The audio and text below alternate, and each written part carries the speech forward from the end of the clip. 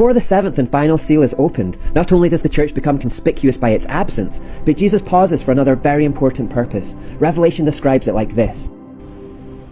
Then I saw 4 angels standing at the 4 corners of the earth, holding back the 4 winds so they did not blow on the earth or the sea or even on any tree. And I saw another angel coming up from the east, carrying the seal of the living God. And he shouted to those 4 angels who had been given power to harm land and sea, "Wait, don't harm the land or the sea or the trees until we have placed the seal of God on the foreheads of his servants." So there's a moment of tremendous calm on the earth, calm before the storm you might say, while the servants of God are sealed. Now who are these servants? Isn't the church pretty much gone by now? Well, it seems so, and when it left, the church age, or the age of the Gentiles, actually came to an end. Basically, the story is now reverting back to those with whom it began, Israel. The Bible says, "And I heard how many were marked with the seal of God. 144,000 were sealed from all the tribes of Israel. From Judah, 12,000. From Reuben, 12,000. From Gad, 12,000. From Asher, 12,000. From Naphtali, 12,000. From Manasseh, 12,000. From Simeon, 12,000. From Levi, 12,000. From Issachar, 12,000. From Zebulun, 12,000. From Joseph, 12,000. From Benjamin, 12,000. So the Gentile church is gone, or at least insignificant in some way, but 144,000 Jewish believers are sealed and left on the earth. We need to turn to Romans 11 to be reminded that God had always intended to turn his attention back to Israel once the full number of Gentile converts had been saved. This is a shortened version of that chapter containing the key passages.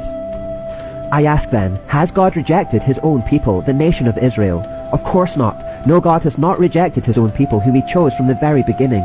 Do you realize what the scriptures say about this?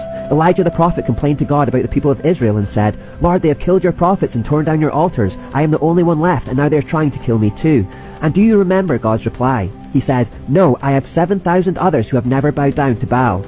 It is the same today, for a few of the people of Israel have remained faithful because of God's grace, his undeserved kindness in choosing them. So this is the situation. Most of the people of Israel have not found the favour of God they are looking for so earnestly. A few have, the ones God has chosen, but the hearts of the rest were hardened. As the scriptures say, God has put them into a deep sleep. To this day he has shut their eyes so they do not see, and closed their ears so they do not hear. Did God's people stumble and fall beyond recovery? Of course not. They were disobedient, so God made salvation available to the Gentiles, but he wanted his own people to become jealous and claim it for themselves. Now if the Gentiles were enriched because the people of Israel turned down God's offer of salvation, think how much greater a blessing the world will share when they finally accept it. I want you to understand this mystery, dear brothers and sisters, so that you will not feel proud about yourselves. Some of the people of Israel have hard hearts, but this will last only until the full number of Gentiles comes to Christ, and so all Israel will be saved. As the scriptures say, the one who rescues will come from Jerusalem, and he will turn Israel away from ungodliness. And this is my covenant with them, that I will take away their sins. Many of the people of Israel are now enemies of the good news, and this benefits you Gentiles. Yet they are still the people he loves because he chose their ancestors Abraham, Isaac and Jacob. For God's gifts and his call can never be withdrawn. Once you Gentiles were rebels against God, but when the people of Israel rebelled against him, God was merciful to you instead. Now they are the rebels, and God's mercy has come to you, so that they too will share in God's mercy. Basically, Paul is saying that most of Israel have had their eyes closed and their hearts hardened to the truth about Jesus Christ, and this is punishment for their rejection of him 2,000 years ago. During that time, salvation has been offered to the Gentiles instead, and from that time until now, we have been living in the age of the Gentiles, or the church age.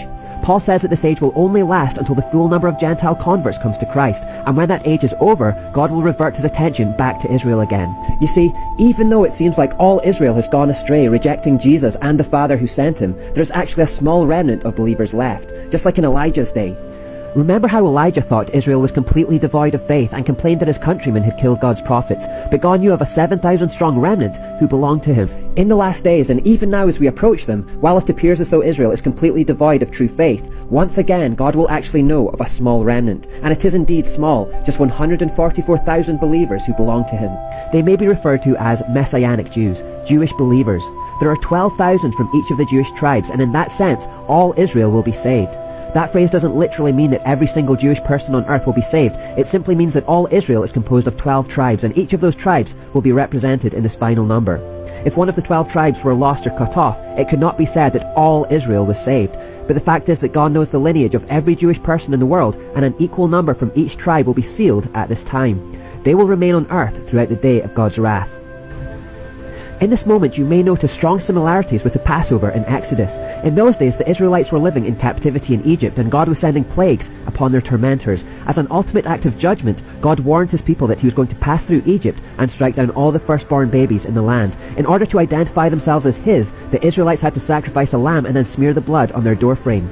God said, "The blood on your doorpost will serve as a sign marking the houses where you are staying. When I see the blood, I will pass over you. This plague of death will not touch you when I strike the land of Egypt." So the Israelites would live through the experience, but they would not be harmed by any of it. It's a similar situation during the day of wrath. God is preparing to pour out his wrath on the whole earth, but these 144,000 Israelites who have been sealed with the blood of the Lamb, even though they're in the midst of the judgment, won't be harmed by any of it. God will pass over them again.